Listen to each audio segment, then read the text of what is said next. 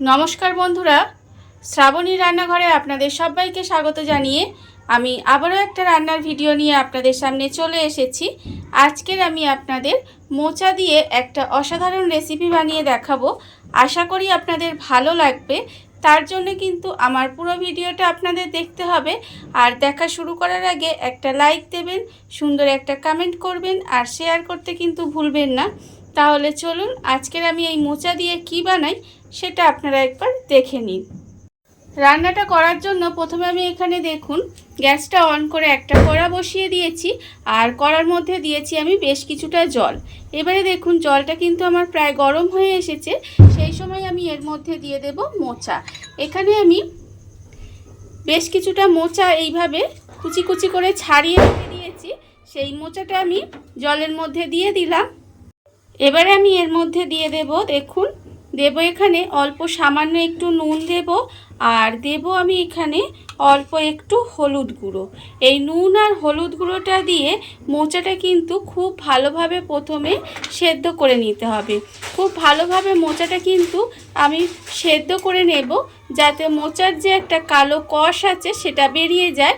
সেই জন্য কিন্তু মোচাটাকে আমি প্রথমে ভীষণ ভালোভাবে সেদ্ধ করে নেব। নুন আর হলুদ দিয়ে মোচাটা দেখুন আমি কিন্তু এখানে খুব ভালোভাবে সেদ্ধ করে নিয়েছি আর মোচাটা কিন্তু এখানে খুব ভালোভাবে আমার সেদ্ধ হয়ে গেছে। এইবারে মোচাটাকে আমি এইভাবে জলটাকে খুব ভালোভাবে ঝরিয়ে নেব। ঝরিয়ে মোচাটা আমি আলাদা করে তুলে রেখে দেব। জলটা কিন্তু খুব ভালোভাবে ঝরিয়ে নিতে হবে। ঝরিয়ে মোচাটাকে আলাদা করে রেখে দিতে হবে। মোচাটা আমি এখানে আলাদা করে জল ঝরিয়ে তুলে রেখে দিয়েছি। আর অন্যদিকে দেখুন গ্যাসটা অন করে আবারও কিন্তু কড়াটা বসিয়ে দিয়েছি আর কড়ার মধ্যে দিয়েছি আমি প্রায় 3 চামচের মতো সর্ষের তেল। দেখুন তেলটা কিন্তু আমার এখানে গরম হয়ে গেছে।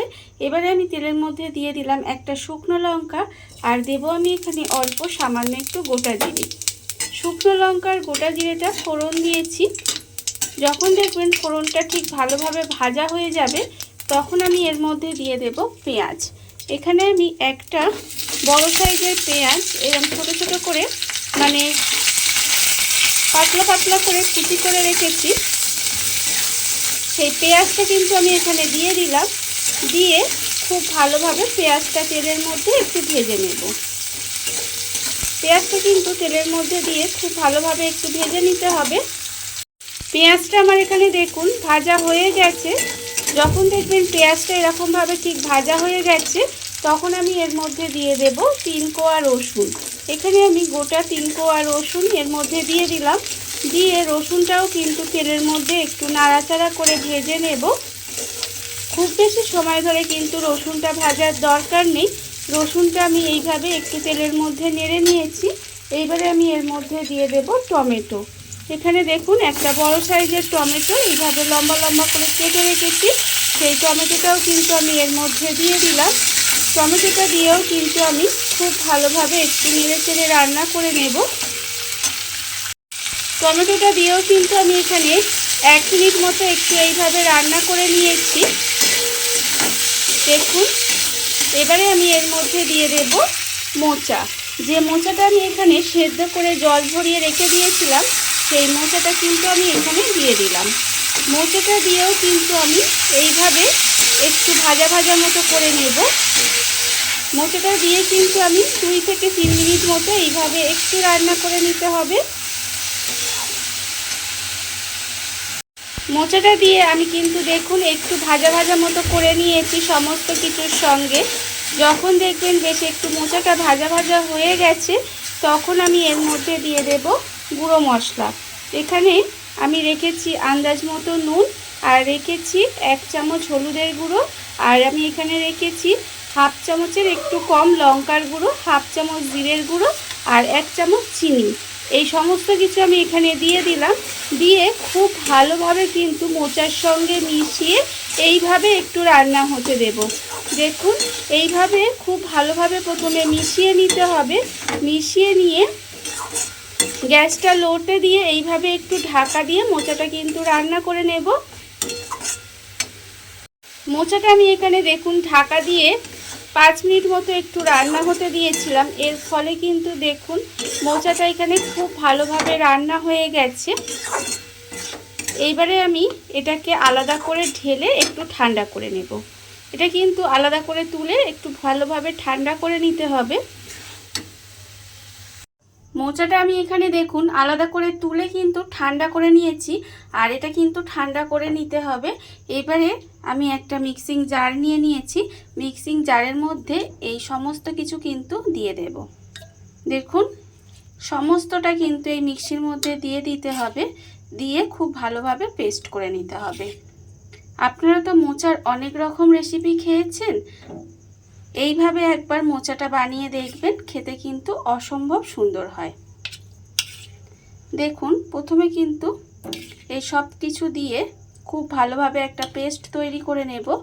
আর এর মধ্যে কিন্তু কোনো রকম আর জল দেব না, শুধুমাত্র এই মোচাটা দিয়েই কিন্তু পেস্টটা তৈরি করে নিতে হবে। মিক্সির মধ্যে মোচাটা দিয়ে দেখুন খুব ভালোভাবে কিন্তু পেস্ট করে নিয়েছি। আর এর মধ্যে কিন্তু আমি কোনো রকম জল ব্যবহার করিনি, আপনাদের আগেই বলেছি। আর দেখুন খুব সুন্দরভাবে কিন্তু পেস্টটা আমার এখানে রেডি হয়ে গেছে, আপনারা দেখতেই পাচ্ছেন। এইভাবে কিন্তু সুন্দর করে পেস্ট করে নিতে হবে। আর এখানে দেখুন আমি নিয়ে নিয়েছি আটা। এখানে আমার 500 গ্রাম মতো আটা আছে। আর আটার মধ্যে কিন্তু আমি কোনো রকম কিছুই দেব না, যেহেতু মোচার মধ্যে আমি সমস্ত মশলা দিয়ে নিয়েছি, তাই আটার মধ্যে কিন্তু কিচ্ছু দেব না, এমনকি নুনও পর্যন্ত দেব না। নুনটা আমার এখানে দেওয়া আছে, তাই আমি আটার মধ্যে আর নুন দেব না। যদি আপনারা মনে করেন মোচায় নুন কম দিয়েছেন, তাহলে তখন কিন্তু আটায় নুন দিতে পারেন। এবারে আমি কিন্তু যে পেস্টটা এখানে রেডি করে রেখেছি, সেই পেস্টটা আমি আটার মধ্যে অল্প অল্প করে দেব, দিয়ে আটাটা কিন্তু মেখে একটা ডো বানিয়ে নিতে হবে। আপনারা এতক্ষণ ধরে দেখে নিশ্চয়ই এবার বুঝতে পারছেন যে আমি এটা কি বানাতে যাচ্ছি। হ্যাঁ, আপনারা ঠিকই বুঝেছেন, আমি এটা বানাবো আজকের মোচার পরোটা।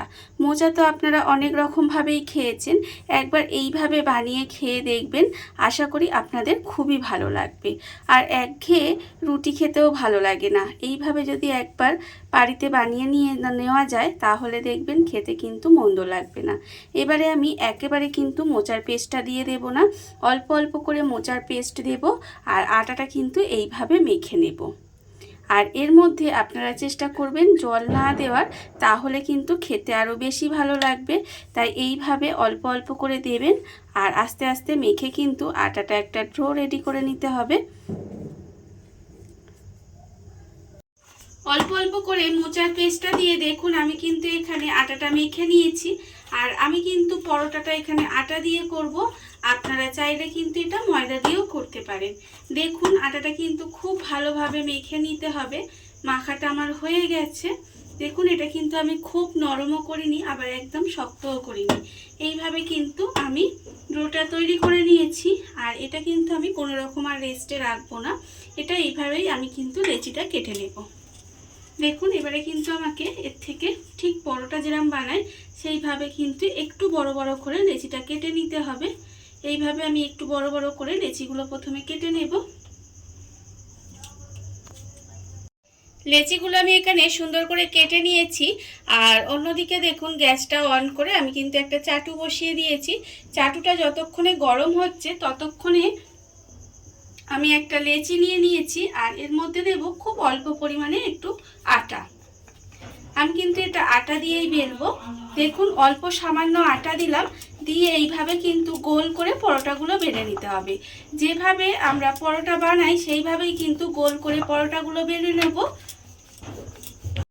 পরোটাগুলো দেখুন আমি কিন্তু এখানে সুন্দর করে বেলে নিয়েছি। আর অন্যদিকে দেখুন চাটুটাও কিন্তু আমার এখানে গরম হয়ে গেছে। এইবার পরোটাটা আমি এইভাবে আস্তে করে তুলে নেব। তুলে নিয়ে চাটুর মধ্যে দিয়ে দেব। চাটুর মধ্যে দিয়ে আমি প্রথমে এক পিঠ একটু হতে দেব।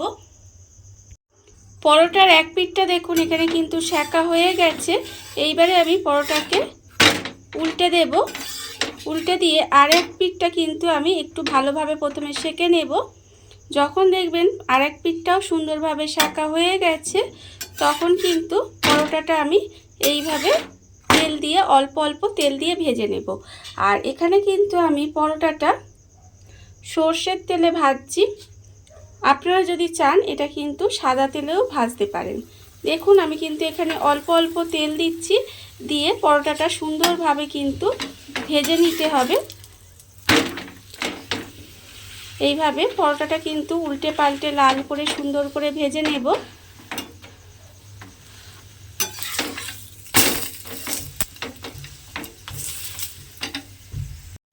পরোটাটা আমি এখানে দেখুন উল্টে পাল্টে কিন্তু লাল করে সুন্দর করে ভেজে নিয়েছি।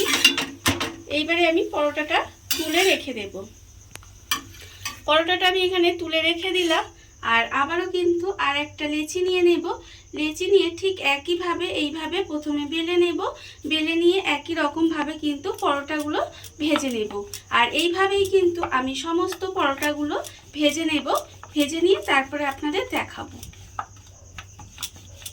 দেখুন বন্ধুরা, বাড়িতে থাকা কত অল্প উপকরণে কত অল্প সময় কত সুন্দর একটা মোচার রেসিপি বা মোচার পরোটা যাই বলেন না কেন তৈরি হয়ে গেছে।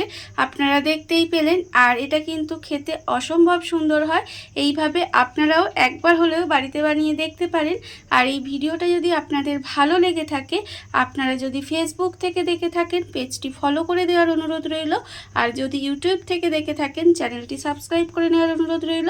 তাহলে চলুন ভিডিওটা আমি এখানেই শেষ করছি। আপনারা সবাই ভালো থাকবেন, সুস্থ থাকবেন।